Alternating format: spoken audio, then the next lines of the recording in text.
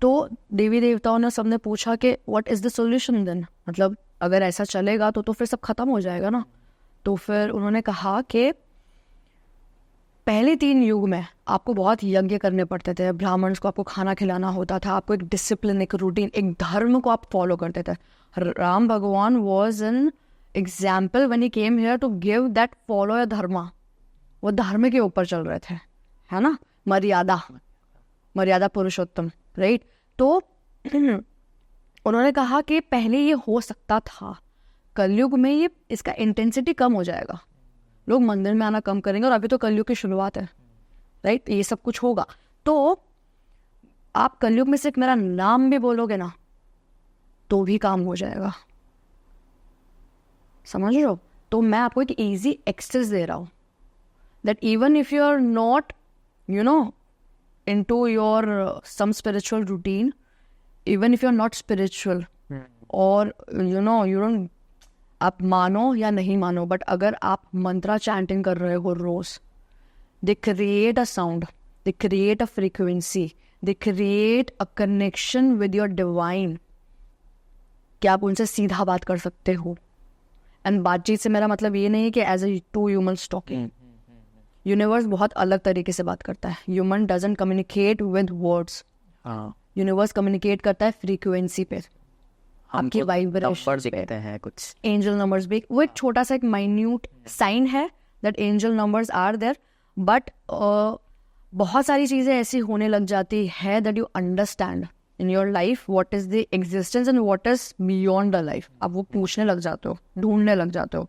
तो बोल mantra chantings, now be it you do Om, be it you do Hare Krishna mahamantra, be it you if you have a guru do the guru mantra, that's amazing, but picking up your deity के पहले आपका फॉल किन पे आ रहा है, right, then pick the mantra, और उसको उतने डेडिकेशन के साथ में every day give 5 minutes, that's it. ऐसा नहीं कि आपको 1 घंटा बैठना है, और उसमें भी अगर आपके थॉट्स आ रहे, दैट्स ओके। इसे कहते हैं जपा योगा, कि अब आपका ध्यान बार बार जैसे ही थॉट्स में गया, आप तुरंत वापस चैंटिंग पे लेकर आए, जाएगा चैंटिंग पे लेके आओगे। क्यों पता है? क्योंकि वो जो चैंटिंग बार बार कर रहे हो ना, beyond your imagination, beyond your control, वो एक फ्रीक्वेंसी पर भी क्रिएट कर रहा है, तुम्हें एक सर्टन वाइब्रेशन पे लेकर आ रहा है, and that is where the magic happens.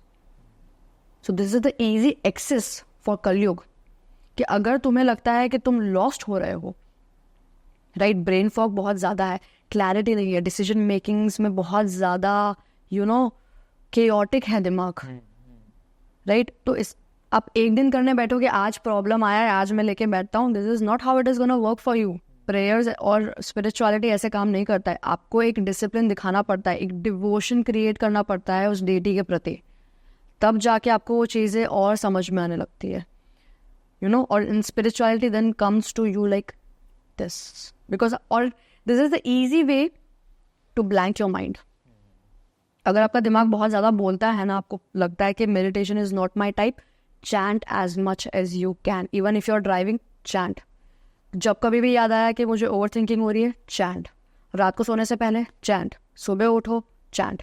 क्यों? क्योंकि धीरे धीरे ना ये माइंड को ना एक सिग्नल देगा कि यार ये इंसान ना पहले एंजाइटी में एक जगह बैठ के सोचता रहता था, बट नाउ ये एक टास्क दिया जा रहा है, दिमाग ऑटोमेटिकली ब्लैंक होना चालू करेगा the time you start saying the shabd, the time you start putting your fingers together, this will happen, but उसको उतना कंसिस्टेंसी भी देना पड़ेगा, ट्रेन करना पड़ेगा, of course. So this is one of the easiest way the Krishna has given to the Kali Yuga. व्रत नहीं करोगे, फास्टिंग नहीं करोगे, ये सब कुछ हम हटा दे, सारी बातें हटा दो, सिर्फ चैंटिंग, अगर उससे भले डिवोशन भी नहीं है, चलो मैं तो बोलती हूँ एक बार के लिए, बट वो उतना टाइम और फेथ के साथ क्रिएट कर देगा।